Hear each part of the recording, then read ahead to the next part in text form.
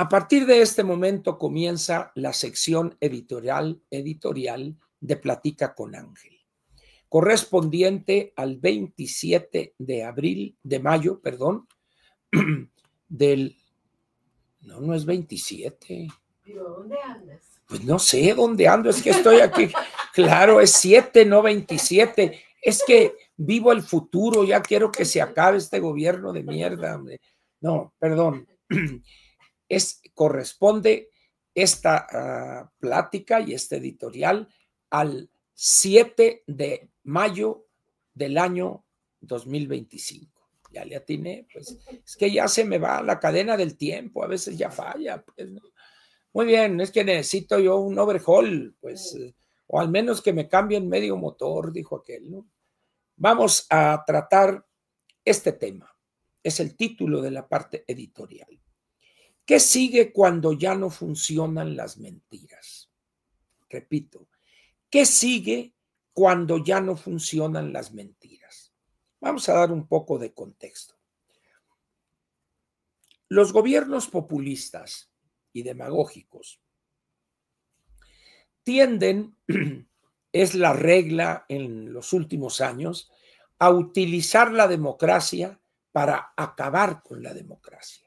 Eso es una cosa que no sucedía hace 50, 60 o más años. Simplemente era una sonada militar, un golpe de Estado, etc. Pero a medida que el mundo va avanzando, que la democracia cobra visos de legitimidad en casi todos los países en el mundo, en ese momento personajes siniestros y perversos discurren cómo lograr asir el poder, hacerse del poder sin la violencia que sería, o sin violar el orden constitucional. Y ahí surgen estos populismos de izquierda y de derecha que cuando tienen una masa de electores ignorante, la masa, gente sin educación formal, personas que tienen capacidades en ciertas áreas, ¿verdad? Pero que en términos de la capacidad analítica, o porque no fueron a la escuela, o por lo que guste usted. Entonces, ¿qué hacen ellos? Participan como candidatos, en algunos casos de manera independiente, en otros como candidatos de algún partido político, y empiezan a prometer el oro y el moro. Prometen absolutamente todo. Todo y más. Desde educación, desde alimentación, vivienda, ahorro, pensiones, lo que guste usted. Todo, el paraíso terrenal sin pagar boleto para entrar en él. ¿Y qué es lo que sucede en la mayor parte de los casos o de las veces? Que la oposición, ante la respuesta de esos millones de electores, en vez de dar la batalla de las ideas, recula. O se asusta o es acomodaticia y cobarde. Y deja que el otro haga y deshaga en el espacio político. Y eso lo lleva a la victoria. Perfecto. Llega por medios democráticos, legítimos, el voto de los ciudadanos y gana la elección. Eso, de acuerdo con la constitución vigente en ese país, le da derecho a formar gobierno. Y si además obtuvo las mayorías necesarias en las cámaras del Congreso, pues en un momento, si tiene las mayorías calificadas, puede cambiar la constitución a su total deseo. Todo con miras ¿a qué? A hacerse del poder de manera permanente. Y el pueblo, en esa borrachera de las dádivas, de que me regaló una casa, que la escuela, que los libros, que los uniformes, que esto, etcétera, etcétera, esa masa de millones ve llegar el paraíso para ellos, hasta que llegó el que nos quiere, el que nos cuida, el que nos da dinero. ¿Por qué? Porque no conocen la historia y porque los partidos no se la explican a esos electores y los partidos se enconchan, se apocan, vamos a ponerlo de esa manera. Y entonces el otro, ya bien asentado en el trono, entonces dice, ahora sí, agárrate Genoveva, que vamos a cabalgar. Y empiezan los cambios constitucionales con la amenaza, si hay algunos legisladores, los que le falten para completar, que se tienen que plegar o sobornos, etcétera, de tal manera que logra el segundo cometido. Cambia el andamiaje jurídico para poder reelegirse las veces que quiera. En otros casos son tan cínicos que eliminan la necesidad de reelegirse y que se quedan de manera vitalicia hasta que el Todopoderoso se los lleve allá al caso mayor del infierno, que los tire allá.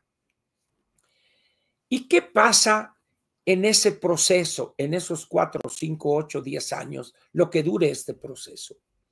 Los recursos con los cuales contaba ese país empiezan a agotarse. ¿Por qué?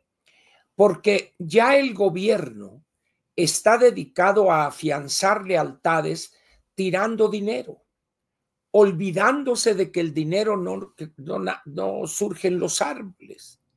Esa riqueza hay que generarla explotando de manera óptima los recursos naturales, preparando capital humano, apoyando al talento, construyendo infraestructura, invirtiendo en educación, en salud, etcétera, etcétera. Pero no. Y llega un momento en que se encuentran al cabo de pocos años que el dinero se acabó. Y en ese momento las cosas empiezan a descomponerse. ¿Y qué sucede en ese momento? No reconoce el gobernante que llegó así y ha actuado de esa manera, que tiene que cambiar, que tiene que corregir, porque de otra manera va a ser la debacle total de la economía, de la institucionalidad en ese país, de la infraestructura, de la educación, etcétera, etcétera, y va a empezar un conflicto de alcances inimaginables. Es ahí donde las mentiras del gobernante dejan de tener sentido. ¿Por qué?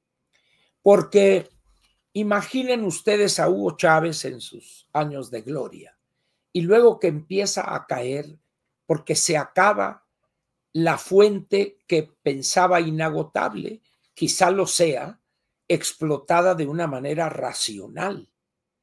Pero cuando echó a perder PDVSA, cuando un grupo de técnicos, ingenieros, técnicos, etcétera, dijeron, oye, ¿cómo? Los corre a todos y llegan puros allegados que no tenían la menor idea de cómo extraer petróleo. No producir petróleo, extraer petróleo y con él producir gasolinas automotrices, turbocina, diésel, etcétera. Y entonces ahí es donde la mentira empieza a chocar con la realidad. Empiezan a escasear los alimentos, empiezan las violaciones a los derechos humanos, empiezan las imposiciones y hay que buscar un enemigo, un blanco al cual señalar como culpable. Y ahí es donde entra otra etapa en el discurso. Los neoliberales, los que no pagan impuestos, los fifíes, los estos, los otros, dependiendo del país, es que se utilizan esos calificativos. Pero esos calificativos no generan prosperidad, por el contrario, agravan la falta de alimentos, los problemas de que no hay recursos para mejorar la infraestructura hospitalaria, etcétera, etcétera, y empieza el país a vivir entre la ruina, entre la mierda, entre la basura, pero al mismo tiempo ese estado demagógico, represor, empieza a construir un aparato, a veces de tipo solamente policíaco y otras veces de tipo militar o a veces una combinación de ambos, para mantener a la población controlada y amenazada. ese es el proceso que se da. Cuando las mentiras dejan de tener efecto positivo, porque se acabó el recurso y ya no pueden mantener esa lealtad, entre comillas, que era simple interés, los ciudadanos encuentran, como se dice, el pecado a su falta de visión, porque era muy bueno que la gasolina te la regalaran, por ejemplo. En Venezuela durante años, 5 centavos de dólar el litro, que sería el equivalente a $1 hoy en México el litro de la gasolina. Porque ahorita en México cuesta 10 pesos, el precio de la gasolina es 10 pesos, porque no pienso yo que López Obrador haya prometido en vano y decir una mentira que la gasolina iba a costar 10 pesos. Cuando él llegó, continuó un gobierno de orientación similar y la gasolina en cualquier estación de servicio vale 10 pesos el litro. Que se disfrace con billetes de 1,000 o de 500, bueno, es otra cosa, ¿verdad? Pero es 10 pesos el litro. Y en ese momento empieza la protesta política y empiezan a surgir los liderazgos que hacen labor para acabar con este gobierno, etcétera, etcétera. ¿Y qué le queda al gobernante que llegó de aquella manera democrática, que se convirtió en un tirano? A reprimir a esa sociedad. En algunos casos desaparece la estructura que había en materia democrática, partidos políticos, instituciones electorales, pero en otros se mantiene, pero yo la manipulo. Yo cuento los votos, yo digo quiénes van a ser los candidatos, etcétera, etcétera. Pero todo esto que le cuento sucede, la parte segunda, cuando las mentiras ya no tienen efecto positivo alguno. A partir de ahí, aquella espiral ascendente de aquel candidato que llegó usando a la democracia para acabar con ella, da un giro de 180 grados y empieza a convertirse en una espiral descendente al fondo del precipicio. Hay 3 ejemplos en América Latina que vale la pena comentar, porque además los 3 son diferentes. Cuba, quizá la última escenografía montada de una supuesta revolución armada socialista. Es falso eso, es falso. En Cuba no hubo una verdadera revolución, no es cierto. Le quitan el apoyo los norteamericanos a Batista, en ese momento huye, y los barbudos, como les decían, llegan a La Habana. Fidel Castro, con ese afán de engañar a la sociedad, vamos a restablecer la Constitución, creo que era del 48, cuando Batista había dado un golpe de Estado y la democracia. No es cierto, al otro año ya estaba entronizado en el poder. Y con esas lecturas juveniles mal digeridas, se lanza a construir en Cuba el socialismo. Y expropia viviendas, expropia empresas extranjeras y nacionales, y eso generó de parte de Estados Unidos el embargo, no el bloqueo. El único bloqueo que ha sufrido Cuba desde 1959 es cuando naves o barcos norteamericanos bloquearon la llegada de barcos soviéticos que llevaban cohetería, instalaciones para dispararlos, etcétera, en la crisis de los cohetes en 1962. Pero los años siguientes es un embargo, porque al expropiar compañías norteamericanas lo hizo sin el pago de la indemnización correspondiente, situación que priva hasta el momento. Muy bien. Entonces se convierte en la Cuba socialista. Y empiezan con el apoyo de la Unión Soviética, que le interesaba a 90 millas del territorio norteamericano, un gobierno socialista radical con un grupo de pequeños burgueses intelectuales que iban a llevar el socialismo a todo el planeta. Y empiezan las diferencias. Fidel maniobra y saca de la jugada al Che Guevara, lo manda primero a África, en Angola, y luego termina allá en Bolivia. Los campesinos que iban a levantarse para apoyar a ese gran caudillo que era el Che, fueron los que lo entregaron a un grupo de especialistas de la CIA y ahí le dieron callo. Pero ¿qué pasó en Cuba? En Cuba siguió aquella locura y con dinero de los soviéticos empezó a financiar movimientos revolucionarios en toda América Latina y en algunas otras partes del planeta. Éxito ninguno. ¿Por qué? Porque esa estrategia del foco guerrillero es una tomadura de pelo, digan lo que digan. El trabajo en el mundo después de la Segunda Guerra Mundial y básicamente desde los años 50, la llegada al gobierno o al poder se da por el voto. La democracia empieza a surgir y es aceptada o adoptada en muchísimos países. Todavía en México hay una bola de loquitos ahí en Oaxaca o en Guerrero, en las normales rurales, que hablan de la lucha armada y no es cierto. Pero bueno, hay personas que viven disfrazadas de la realidad, que viven en los años 60 sin darse cuenta que su posición expresa una enfermedad mental grave. Y engañan a muchas personas honradas intelectualmente que ofrendan su vida con una honradez total, pero sin algún efecto práctico. Muy bien. Tenemos el caso de Cuba, que es extremo, pero luego tenemos el caso de otro loquito de Hugo Chávez en Venezuela.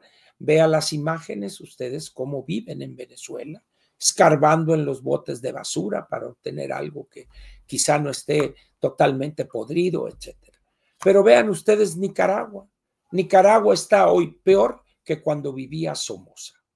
Un loquito apoyado por su poetisa esposa que está más loca que él, y es un negocio particular el de Daniel Ortega, uno de los dirigentes sandinistas ahí en Nicaragua. Entonces tiene esos tres ejemplos.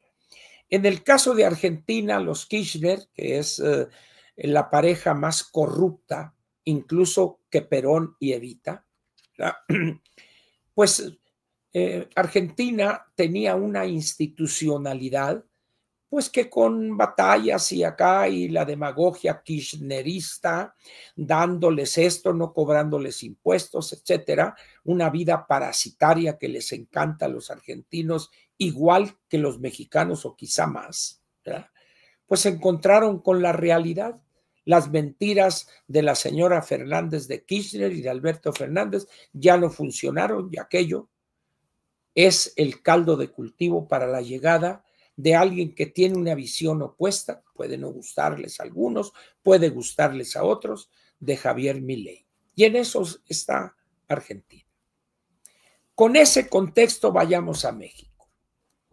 ¿Qué sucede cuando llega el bulto a la política allá por hace 30 años, quizá en Tabasco? El individuo acomplejado, el individuo que se siente rechazado producto de su ignorancia, de su actuación burda y una cosa mesiánica infundida por su señora madre. Un mesianismo protestante o cristiano, le dirían algunos, se ve envuelto en un asesinato de su hermano, un problema con un compañero adolescente jugando béisbol, etcétera, etcétera. El caso es que esta persona es cooptado por Porfirio Muñoz Ledo y Cuauhtémoc Cárdenas y se lo traen aquí y salta a la palestra nacional. Al rato traiciona a Porfirio, traiciona a Cuauhtémoc, traiciona al PRD y aparece con su negocito propio que es Morena. Muy bien. 3 intentos, al tercer intento gana la presidencia de la República. Y a prometer el paraíso terrenal, otra vuelta del velocímetro. Y vámonos. Y esto, y los que menos tienen ahora van a tener, y que esto, y que estos fifíes, hijos de la tal, y por esto, le dejaron dinero los gobiernos que llaman ellos neoliberales, le dejaron cientos de miles de millones de pesos en fideicomisos, que este hombre con la mano en la cintura los empezó a tirar en locuras. Locuras. La refinería, el Tren Maya, el AIFA canceló un aeropuerto que iba a ser de categoría mundial y las consecuencias las tenemos. ¿Qué pasó con los otros partidos? Para atrás los fielders. Así como recularon en Venezuela o en otros países, así recularon los partidos políticos de oposición. Por cobardía, por complicidad, por lo que gusten ustedes. Y nadie se atrevió a exhibir en una guerra de ideas el peligro que representaba este loquito de Andrés Manuel López Obrador, el bulto. ¿Y su gobierno qué hizo? Destruir lo que había costado trabajo construir. Destruir una democracia imperfecta, con limitaciones, pero mucho mejor que lo que había cuando el PRI autoritario gobernaba este país. ¿Y qué hace con eso? Lo quiere eliminar. Y esto que quiere eliminarlo, y el señor destruye prácticamente lo construido en 30 años. Pero ¿quién lo apoya? Millones y millones de mexicanos sin educación, sin capacidad para entender lo que estaban viviendo, porque para ellos era suficiente los 3,000, los 4,000, los 6,000 pesos bimestrales, la dádiva, el soborno para ganarles su mente. Llega la anticientífica y en esa actitud de la típica grilla de los 60 sin el menor conocimiento, repitiendo clichés acedos, ¿qué es lo que sucede? Piensa que es lo mismo los Tres Mosqueteros que 20 años después, y no es así. No tiene dinero, no sabe gobernar, no genera empatía, no tiene esa cosa de caer bien, de comunicar, de conectar con el ciudadano, y se encuentra con un desastre a escasos 7 meses de su gobierno. En esas condiciones, ¿qué es lo que pasa? Entramos ahora sí a la etapa que le tocó a Fidel Castro y su hermano y el Che, que le tocó a Hugo Chávez, que le tocó a Nicolás Maduro, que le tocó a los Kirchner, que le va a tocar o le está tocando a Daniel Ortega, etcétera, etcétera. Cuando las mentiras ya no surten efecto. Ahorita hemos empezado con la refinería, con el Tren Maya, con el AIFA, pero gravemente ya hemos llegado al sistema educativo que está en ruinas, el sistema público de salud que ya van para 7 años y no han aprendido a comprar todavía. Muertes innecesarias de cientos de miles de mexicanos, de niños con cáncer. Y dicen, en marzo va a estar, no, pero ahora en abril, ¿no? Pero luego en mayo unas y esto.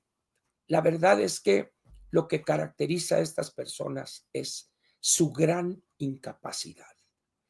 Pero en vez de reconocer que está mal este modelo que adoptó la anticientífica del otro loco aquel, persisten en él y se rodean de los peores y de los más brutos que pudo encontrar, pero eso sí, hacen profesión de fe de la 4T. Y ahí están los resultados. Vean un gabinete de pedorrillo, más de la mitad se los hereda López y ella pone a otros que no sirven para nada, ¿verdad? Y en ese momento entramos de lleno a la etapa donde las mentiras ya no bastan, donde las mentiras no pueden cubrirse con una pátina de soberanía, eso es demagogia, donde el crimen organizado reina invencible en grandes y vastas regiones del país. ¿Y qué hace ella? Nos coordinamos, cooperamos, pero no nos subordinamos. Ningún soldado de allá, ustedes allá y nosotros aquí.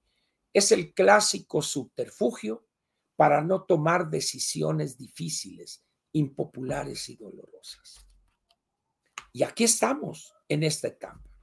No hay dinero. Las promesas ya no puedes sostenerlas con un flujo de recursos que ya se le agotó, con un nivel de endeudamiento peligroso ya desde el año 5 de López Obrador. recibe una deuda con 10.7 billones de pesos y la entrega prácticamente con 18 billones. Y esta mujer en un descuido nos lleva hasta los 23, 24. Acuérdense ustedes de mí. No hay medicinas, no hay democracia, ni siquiera imperfecta como aquella. De repente la bilis de López Obrador se lanza en contra de jueces que le negaron una aprobación que era a todas luces inconstitucional y dice hay que acabar con estos y poner a nuestros jueces. Ahí tienen la reforma judicial. Ya aceptó esta señora, pues que probablemente el 5% vote, pero no importa porque son muchos millones. Vean ustedes la forma tan estúpida de querer justificar una situación que es una locura completa. Esto de las mentiras que ya no funcionan frente a una realidad ofensiva, desesperante, cruel, tiene también un doble efecto en los ciudadanos que empiezan a dudar de las bondades que éste le ha prometido, en este caso la anticientífica, para toda la vida. No me interesa el Producto Interno Bruto ni la inversión extranjera, me interesa el bienestar, es lo que nos preocupa a nosotros. Sí, señora, pero que le explique el inútil que tiene de secretario de Hacienda, que no hay bienestar si no hay crecimiento de la economía. No es al revés. Me preocupo por el bienestar y ese genera crecimiento económico. No, señora. Su ignorancia ya es peligrosa para la estabilidad económica y política del país. En esas condiciones, pues, el ciudadano, ese que vive contento con la dádiva que le tira bimestralmente o mensualmente, como sea el caso, el gobierno federal, de repente va a empezar a tomar conciencia que el seguro popular era mejor que lo que tienen ahorita, porque en el seguro popular le daban consulta gratis, medicamentos gratis, y hacían un estudio socioeconómico y le ponían una cuota baja, y eso formaba un fondo para gastos catastróficos, que cuando llegó López eran casi 50,000 millones de pesos, los agarró y los dilapidó. Que el Fonden tenía no sé cuántos miles de millones de pesos, también venga para acá, y no hay Fonden, y que las entidades se las arreglen como puedan. Y hay un ejército de glúteos veloces que justifican eso, que se prestan a esa mentira. Ellos saben que están mintiendo, pero los beneficios que se procuran, privilegios, contratos, complicidades con los narcotraficantes, les permite aguantar la vergüenza y se convierten en cínicos profesionales. Pero ¿qué es lo que sucede con el día a día del enfermo que le dan una cirugía para dentro de año y medio, por ejemplo, en el Seguro Social, que tiene que pasar horas o días, a veces semanas, para que lo manden con un especialista? De tal manera, pues, que ya la mentira ya no tiene el efecto que tenía en enero del 2019. Y ahorita ya no tiene el efecto de junio, julio del año pasado. En ese momento, el gobernante empieza a perder ese tacto, esa cosa fina. Es la situación en la que se encuentra la anticientífica. Y empieza a soltar mentiras, 2 millones de pasajeros, lleno va el tren, pues será lleno de aire, ¿verdad? Pero no de pasajeros. Y así, y va a continuar mintiendo más y de manera más burda. ¿Qué es lo que va a seguir de eso? Agravándose la situación por la falta de recursos, más y más ciudadanos que recibían esos apoyos van a empezar a sentir esa carencia de apoyos. Primero los van a reducir, o primero los van a mantener, luego los van a reducir y luego van a tener que cortar algunos.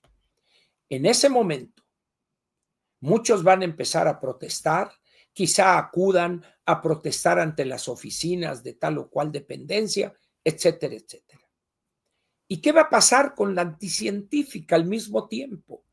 Ante el temor que siente frente a esa masa enardecida, no le queda más que recurrir al recurso, valga la redundancia, de última instancia, el ejército. A reprimir y a buscar la justificación teórica de esos que están manipulados por los neoliberales, están apoyados por la gente de Trump, etcétera, etcétera, etcétera. Hasta que llega un momento en que la situación se agrave de tal forma que ella tenga que pelar gallo y nos diga, ahí les dejo el gallo muerto, acábenlo de pelar.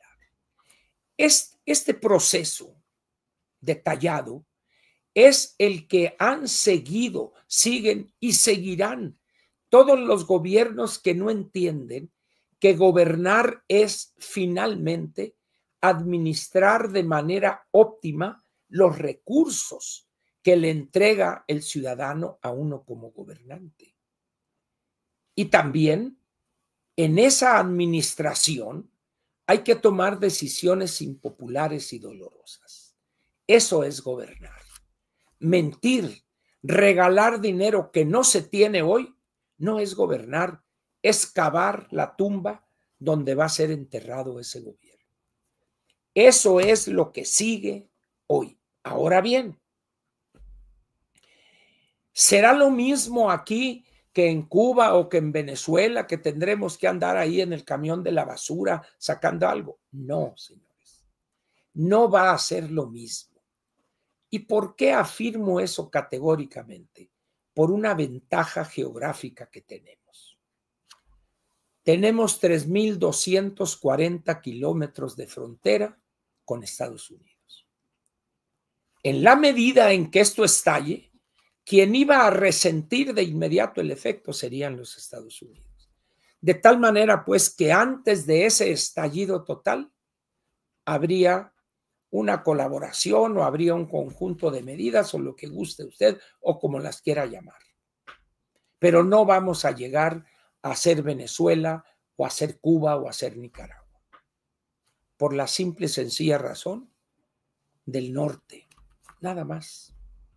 Así es que todos aquellos que ya ven aquí que Venezuela, que la tiranía, puede ser esto una tiranía, pero mientras mantenga el control de los mexicanos, va a ser aceptable esa tiranía para los norteamericanos. El problema no está ahí. El problema es cuando al cabo de 4 o 5 años ya no haya posibilidades de mantener esa situación de control. Se le va a salir de las manos y en ese momento ellos tomarían otras decisiones. Ahora bien, alguien dirá, ¿van a intervenir los Estados Unidos aquí así de una manera militar? No, no necesitan. No se requiere tanto. Los Estados Unidos entienden, como producto del análisis que han hecho de experiencias desastrosas en los años 50, en los 60 y todavía en los años 70, que eso genera más rechazo que aceptación. Entonces, en vez de usar el hard power, el poder fuerte, el poder duro, hay algo que se llama el soft power, medidas aceptables, vamos a decir, ¿no? Entonces, esto va a ser diferente porque además somos diferentes a Venezuela, a Nicaragua, a Cuba. Simplemente tenemos 135 millones de habitantes hoy. Venezuela tiene alrededor de 40, Cuba debe tener unos 10, de tal manera que la complejidad de un país como el nuestro exige otro tipo de soluciones. Y que son fáciles de aplicar. No crea usted que estamos hablando de enviar a alguien a Marte. No, no es así. Esa es la razón. Ahora, un punto totalmente aparte y rápidamente. El FOBAPROA. Me tocó ver y escuchar hoy la intervención del diputado Moreira, donde casi se desbarataba él. Decía yo, este hombre se va a desarmar y tú hiciste esto y tú votaste el FOBAPROA, lo aprobaste. Y yo digo, pues no sé quién era aquel, pero yo digo, qué bueno. Lo que no entiende el ignorante de Moreira es que el Fondo Bancario de Protección al Ahorro, que era el FOBAPROA, que se creó en 1990, antes de que Zedillo pensara siquiera ser candidato, era un instrumento, y es hoy a través del IPAB, que se llama Instituto de Protección del Ahorro Bancario, es un mecanismo que favorece y protege al ahorrador, al inversionista, al cuentaviente. Aquel FOBAPROA que entra en funciones en 1990 y que muchos de los que están en Morena votaron a favor. Y en vez de decir, señores, yo voté por algo positivo para el país, por estas y estas y estas razones, pero como son una bola de cobardes, además de ignorantes, no, yo no, el FOBAPROA no. ¿Pero cómo? Si el FOBAPROA ha ayudado a muchos ahorradores cuando los bancos han quebrado, FAMSA, por ejemplo. Por supuesto que hay un límite, creo que son 4,000 UMAS, es lo que es, creo. Hay una cantidad ahí que da como resultado, no sé si depósitos o inversiones hasta 5 o 6 millones de pesos, alguna cosa así. Entonces se está protegiendo. Y eso Zedillo, el doctor Zedillo lo explicó. Esa fue la decisión cuando el rescate bancario se rescató, no a los banqueros. Esos perdieron su dinero. Perdieron el banco que habían adquirido. Y alrededor de 500,000 deudores hipotecarios, fundamentalmente, pudimos pagar el modesto departamentito que teníamos. Eso es lo que no se explica. ¿Por qué? Porque estos son cobardes. Y ahí estaba Moreira, y esto, y votaron, y nosotros. Ni tienen la menor idea de lo que fue el FOBAPROA ahí lanzando ahí. Pero lo curioso es que lo hace una persona, miembro de una distinguida familia coahuilense, que se beneficiaron toda su vida del PRI, apoyados por la maestra. Y hoy él es uno de los alfiles en la operación política de Alejandro Moreno. Qué vergüenza que el PRI no tenga a alguien que más o menos tenga ciertos niveles de conocimiento histórico económico. Pero bueno, pues, así está el PRI, ni modo, es lo que hay. En el Senado, un señor que lo único que sabe hacer es hundir municipios, como fue el caso del municipio de Acapulco. Señor de apellido Añorbe, es el operador ahí de Alejandro en el Senado, ¿no? Pues con ese equipo, pues imagínense. En esas condiciones, pues, el gran problema de este país, si ustedes me preguntaren, el mayor problema de este país, yo diría que es la ignorancia. La ignorancia que permea, que penetra las mentes de prácticamente la totalidad de la clase política. Honrosísimas excepciones. Una de ellas es el caso de Ricardo Anaya. En esas condiciones, pues, señores, prepárense porque las mentiras de la anticientífica cada vez perderán el poquito efecto positivo que todavía guardan. Y en ese momento vamos a empezar a ver ciertas quejas, protestas masivas, y van a ver ustedes cuál va a ser la respuesta que esta señora va a darles a esas personas que protestan. Acuérdense de mí. Es probable que yo no vea eso, ¿eh? Pero ustedes seguramente sí lo van a vivir, pero también a padecer. Aquí termina la parte editorial de Platica con Ángel, correspondiente, ahora sí, al 7 de mayo del año 2025.